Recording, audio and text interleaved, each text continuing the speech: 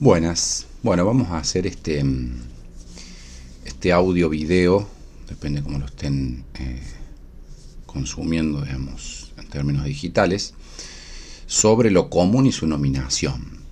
Tiene que ver, digamos, ¿no?, con reforzar esa idea que ya empezamos a trabajar en la unidad número 3. No voy a dar nuevo contenido porque para eso está la clase. Lo que voy a hacer ahora es aportarles un material que entiendo que les puede colaborar para cerrar alguna idea, para complementarla, para aclararla. Imaginen una plaza, no importa cuál. Hay gente. Algunos hablan, otros escuchan, otros simplemente pasan. Ahora imaginen que alguien se sube de pronto, digamos, ¿no?, a un banco de esa plaza y dice: esta es nuestra plaza, ¿no? ¿Qué acaba de pasar? ¿La plaza era de todos antes de que él hablara, o el hablarla de esa forma la hizo suya? Y si miramos dentro de esa referencia a nuestra, ¿no?, esa adjudicación nuestra, ¿quiénes están allí? ¿Quiénes no están? Están los que limpian la plaza, están los que duermen en los bancos, los que venden alguna cosita, o un grupo particular que se congregó allí. ¿Qué hay ahí? Ahora bien, esta pregunta, que es la pregunta sobre el nombre de lo común, no tiene una respuesta definitiva. Y eso es precisamente lo que hay que pensar. Porque la pregunta misma es lo único que no puede ser apropiado. Lo que vamos a poner en tensión entonces, ahora, en la unidad 3, lo venimos haciendo, es la relación, digamos, entre la filosofía, lo común, y el conflicto por la nominación, que es lo que llamamos democracia. Entonces dijimos esto: tenemos a alguien hablando de una plaza, tenemos a alguien adjudicándose, digámoslo así, la plaza. Vamos a pensar en tres historias. Les propongo que pensemos en tres pequeñas historias. En 1813, la asamblea de ese año, la asamblea del año 13 que se llama, va a debatir si los esclavos nacidos en el territorio argentino son libres. Algunos dicen que sí, que el cuerpo no puede ser propiedad. Otros dicen que no, porque la economía se derrumbaría.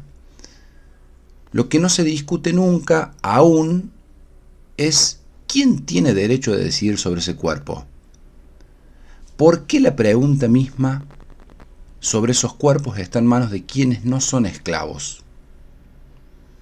El cuerpo es en principio lo más común que hay. Todos y todas tenemos uno. Pero históricamente, el cuerpo ha sido nominado conforme a lo que llamamos en clase filiaciones. Al color, a la forma, al origen, al género. Cuerpos esclavos, cuerpos libres, cuerpos que votan, cuerpos que no votan, cuerpos ideales, cuerpos sometidos. ¿El cuerpo es común o lo fue hecho propiedad por quienes podían nombrarlo? ¿Cómo sería? ¿Qué piensan? Siguiente historia, dijimos. La palabra. En 1947 ocurre algo que no había ocurrido hasta ese entonces. Quien entonces era la esposa del presidente, Eva Perón, habla por radio y dice: las mujeres de mi país. Una frase que parece obvia.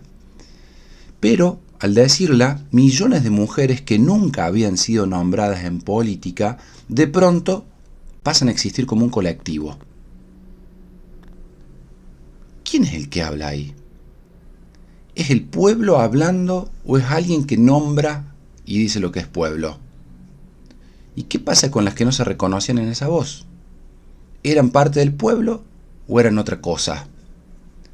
¿Qué efectos tiene al nombrarse algo de ese modo? ¿Qué consecuencias va a tener la organización de ese común, el trazado de esa frontera? Nombrar al pueblo, por supuesto que no lo descubre, sino que lo crea. Tenemos distintas ideologías que llaman pueblo a distintas cosas y con esa nominación ordenan, clasifican, fronterizan, decimos. Toda creación deja fuera. Democratizar no es sumar voces a la misma nominación, es preguntar quién nominó, desde dónde y qué quedó afuera. Una tercera historia, la noción de tierra. En 2024 una comunidad indígena reclama que el agua no es propiedad privada. El juez le dice que la ley dice otra cosa. La ley fue escrita en 1880. ¿Quién nombró al agua como propiedad? ¿Cuándo dejó de ser común y quiénes quedan afuera? ¿Por qué aquella frontera de la ley es superior a la frontera de la comunidad indígena? ¿Puede lo común volverse común de nuevo? ¿O una vez ya nominado, la nominación perdura, se naturaliza o se hace irrompible? ¿Siempre se pueden redefinir las fronteras? Nosotros entendemos que sí. Vamos a ver cómo, digamos, ¿no?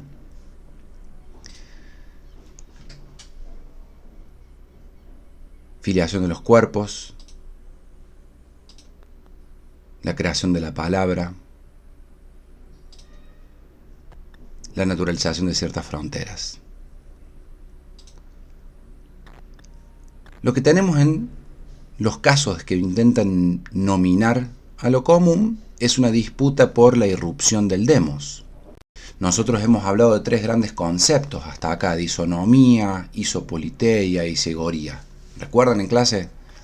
Isonomía nos habla de la igualdad ante la ley, la isegoría nos habla de la igualdad de la palabra, la isopoliteia nos habla de la participación equivalente. Ahora vuelvan a esos tres casos que hemos nombrado: la tierra, la creación con la palabra o la filiación de los cuerpos. ¿Qué pasaba con la ley? ¿Era igual? ¿Era equivalente? ¿Qué pasó con la palabra? ¿A quienes incluía? ¿A quienes se dejaba fuera? ¿Qué pasaba con la participación? ¿Todas las partes que eran nombradas a conciencia o inconsciencia tenían participación en la nominación? Entonces nosotros estamos intentando pensar esto, que en democracia, o de lo que se trata la democracia, no es una disputa por quién o qué es lo mejor, sino que es una pugna constante por el derecho a la participación en lo común. Una pugna constante por ese derecho a participar en la nominación, en la distribución, en la resignificación de lo común. Y vamos a ver cuándo eso ocurre de un modo no democrático también.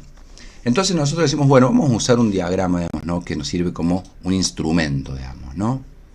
Esto es una herramienta para nosotros. Es una herramienta de la matemática para pensar algo que la matemática en sí misma no puede resolver, que es la política, ¿sí? Los diagramas de Venn lo que hacen es mostrarnos conjuntos, nos muestran fronteras, son zonas, nos muestran zonas de contacto, zonas de exclusión, ¿no? Son figuras que seguramente han visto, si no lo recuerdan, en alguna materia, digamos, de matemática en el secundario, y que nosotros, por supuesto, le damos un uso específico aquí, digamos, ¿no?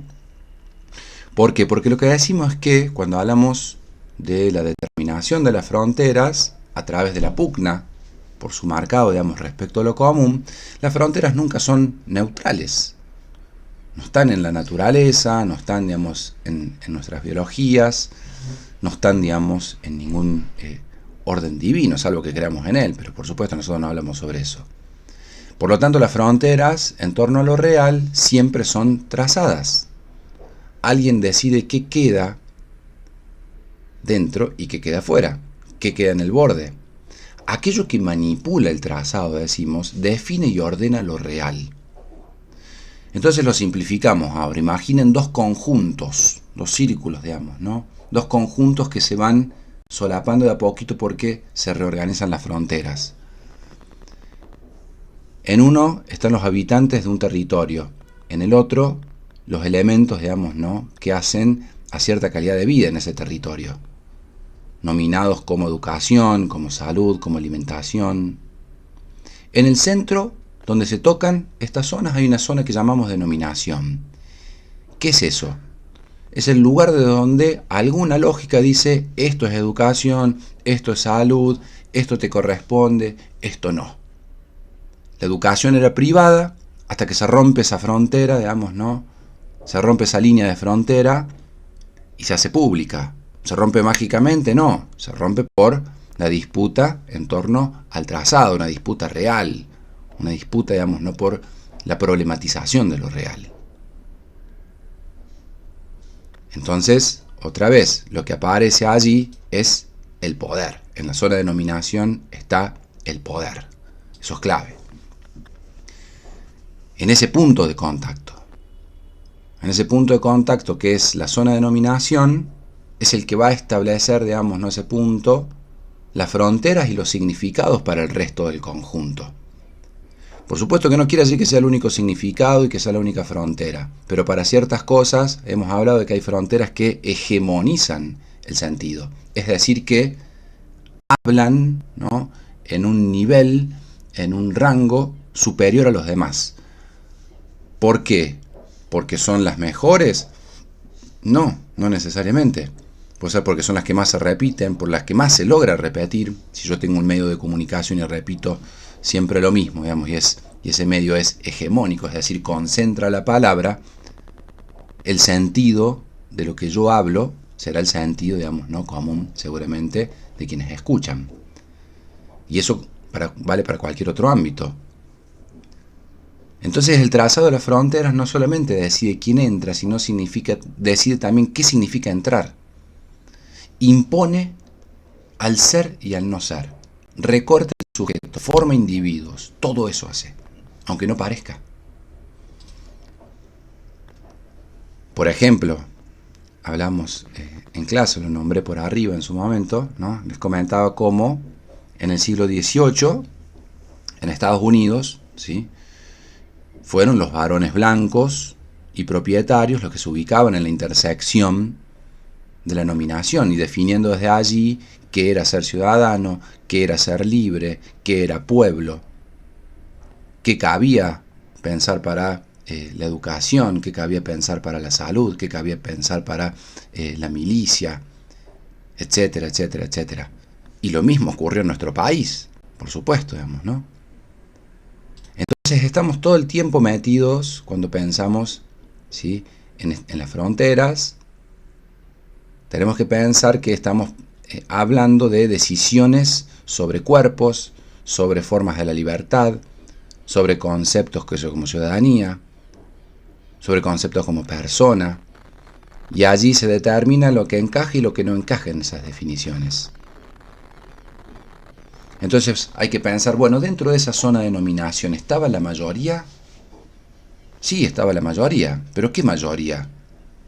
Era la mayoría de los varones blancos y propietarios, pero esa era toda la mayoría, eso era toda, digamos, ¿no?, la construcción del demos. El asunto es que el demos, en este caso que les nombraba, por ejemplo, en el siglo XVIII en Estados Unidos, el demos estaba restringido antes de que se empezara a contar. Entonces, claro, es como el voto universal masculino. Vota la mayoría, decide la mayoría, el pueblo. Pero claro, otra vez, el pueblo estaba decidido, estaba ordenado antes de que se empezara a contar. Y también estaba clasificado sobre qué cosas podía nominar el pueblo, sobre qué cosas tenía permitido disputar la nominación y sobre cuáles no. Entonces, podemos ir advirtiendo, ¿no?, que las nominaciones ordenan, digamos, ¿no?, lo que los sujetos que tienen la capacidad de ordenar están queriendo decir, digamos, ¿no? Ahora bien, la tensión sobre las fronteras, decimos, siempre viene de aquello que está puesto fuera, digamos, ¿no?, de lo que la zona de nominación excluyó, olvidó o hizo invisible. Ese estar afuera, digamos, puede ser un estar afuera pasivo, sometido, violentado, ¿sí?, pero también puede ser, digamos, ¿no?, una afuera que pugna y que reclama y que exige ser parte de aquello que está decidiendo, ¿no?, por su afuera, digamos, ¿no? Esa pugna es la democracia, no es el voto. Es la pugna, es la restitución del conflicto por el trazado. Son las mujeres disputando las fronteras, digamos, ¿no?, de la nominación como ciudadana. Son los trabajadores y las trabajadoras disputando la frontera de la determinación de sus derechos. Son los esclavos disputando, digamos, ¿no?, la nominación sobre sus cuerpos. Entonces, la restitución por el conflicto respecto al trazado de esas fronteras es la restitución de un conflicto por lo que incluye y excluye ese conjunto, por el tipo de instrumento con el que se mide, por lo que se organiza. Entonces el diagrama nos permite a nosotros mostrar qué cosas. Nos permite mostrar primero a la zona de nominación como un punto de poder. La zona de nominación no es el conjunto entero. Es el lugar de contacto donde se decide qué significa pertenecer. En segundo lugar, el diagrama nos permite exponer la apariencia de neutralidad en los sistemas de ordenamiento. Dicho así como diagrama, digamos, esto parece técnico, objetivo, pero todo diagrama de fronteras, como nuestra realidad misma, reproduce cómo funciona el poder, haciendo invisible las lógicas que deciden sobre lo real. Si se invisibiliza que organiza hegemónicamente la frontera que decide, lo real, en el ámbito que sea, lo que está ocurriendo, digamos, no es la invisibilización de todo aquello que no está pasando en la determinación de las fronteras. En tercer lugar, el diagrama nos permite explicitar la tensión de la afuera. Lo que queda afuera del diagrama no es un residuo, es constitutivo como residuo y constitutivo del adentro. El conjunto de los ciudadanos en Estados Unidos del siglo XVIII necesitaba de los no ciudadanos para ser lo que es decir, una zona de privilegios. El conjunto de ciudadanos masculinos que yo necesita del afuera femenino para constituir esa frontera en un privilegio, en una filiación de privilegio. El afuera de los trabajadores y trabajadoras para definir su salario, sus derechos, ¿sí?, es un afuera que necesita el adentro, digamos, ¿no?, qué sé yo, de la patronal definiendo cuánto va a ganar alguien o cuánto va a trabajar. Entonces, en cuarto lugar, este diagrama lo que nos permite es hablar sobre la historicidad. ¿Por qué? Porque decimos que los diagramas de frontera se dibujan y se pueden redibujar. Lo que parece fijo siempre es resultado de una pugna anterior, es decir, una historia anterior. Las fronteras se trazaron y quedan allí como fijas. Pareciera fijas.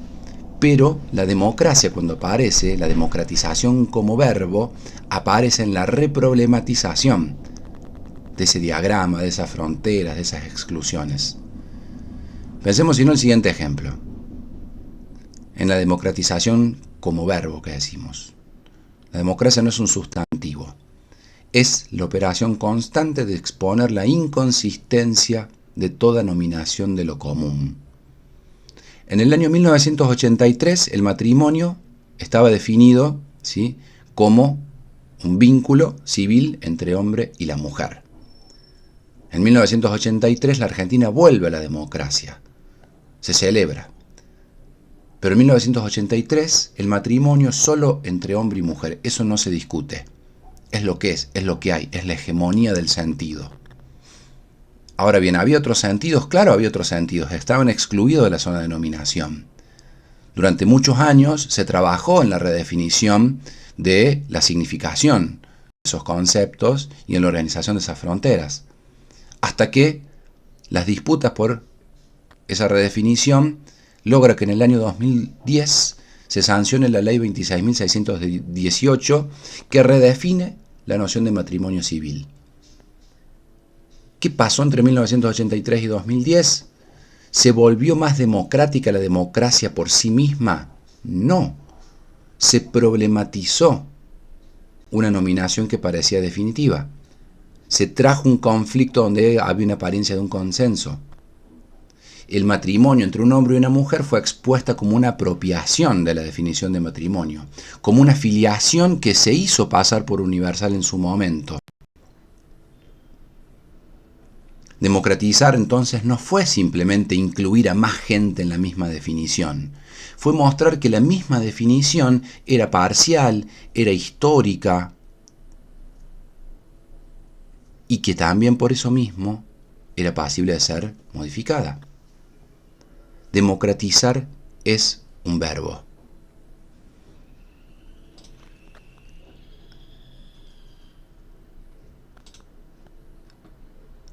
Hay algo interesante para pensar también toda vez que hablamos sobre democracia, que son los límites de la democracia respecto a lo que se admite, digamos, ¿no? Hay una pregunta que es siempre incómoda. Si democratizar es problematizar toda nominación, ¿debe admitirse en democracia el discurso que dice la democracia debe ser eliminada? ¿Debe admitirse el que dice que ciertos cuerpos no pueden ser jamás parte de un demos? ¿Debe admitirse el que dice que lo común es solo para los que son como yo, o como aquel, o como esto? ¿Qué hacemos con eso? Esto no es una pregunta retórica más, sino que es un problema real. Si la democracia es apertura ilimitada, ¿no se abre a su propia destrucción? Si cierra la puerta a algún discurso, ¿no se convierte en lo que critica en una nominación que excluye? Pero, insistimos, pensemos con Rancière. La democracia no es una forma de gobierno, es la institución y la restitución de un conflicto. Pero el conflicto supone que las partes se reconozcan como partes. Y si hay un discurso que niega que haya partes y que dice yo soy el todo y lo otro no debe estar, lo que está haciendo es no disputar la nominación, la está cancelando. No está en democracia, está en contra de la democracia. Entonces, no se trata de tolerar todo. Se trata de distinguir bien. El discurso del que hablamos problematiza una nominación o anula la posibilidad misma de la problematización. ¿Quiere expandir el demos o disolverlo en uno? Esta distinción no es teórica, es lo que separa la política del autoritarismo. El discurso que niega la posibilidad misma del conflicto no está disputando la nominación, la está cancelando. No es una voz más en el demos, es la negación del demos como figura política.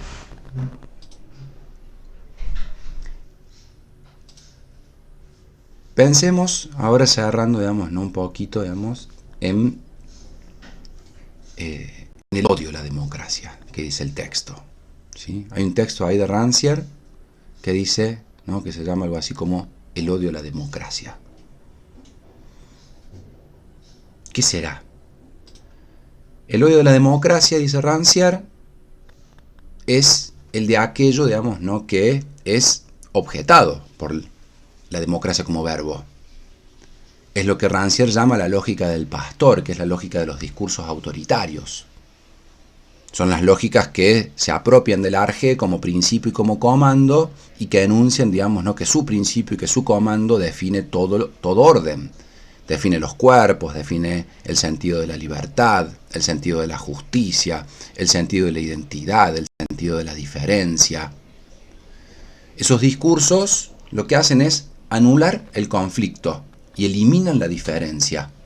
Esos discursos autoritarios son los discursos, por ejemplo, fascistas, que no disputan la nominación, la cancelan. Es la destrucción de la tensión democrática por las fronteras.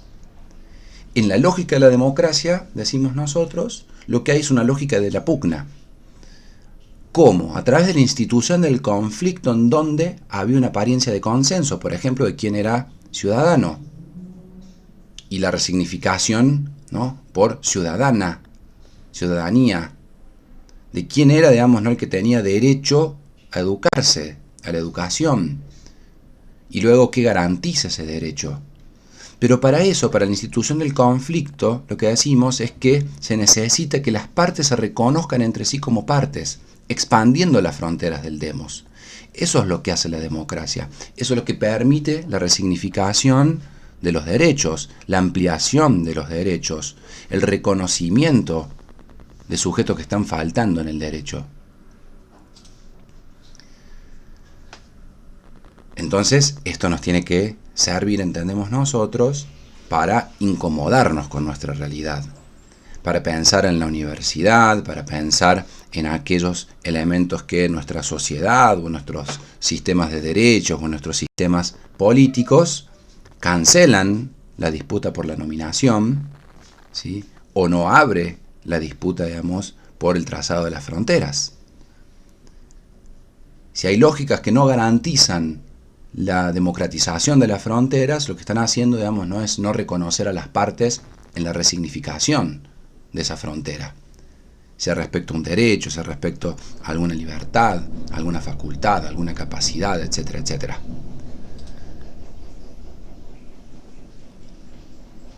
El asunto es que nosotros decimos, no hay un diagrama final respecto a la democracia. No sabemos cuáles son las fronteras definitivas.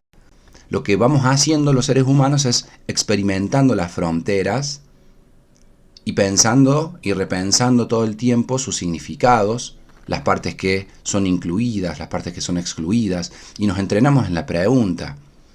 Nos entrenamos en la pregunta desde el derecho, desde la política, desde la ciencia. Nos entrenamos en la pregunta para entender, digamos, qué está pasando con lo común, con eso que se llama lo común. ¿Quién se lo apropia? Para que nadie se lo apropie. Porque las apropiaciones por filiación, qué sé yo, al género, a la riqueza, a la identidad cultural, ¿sí?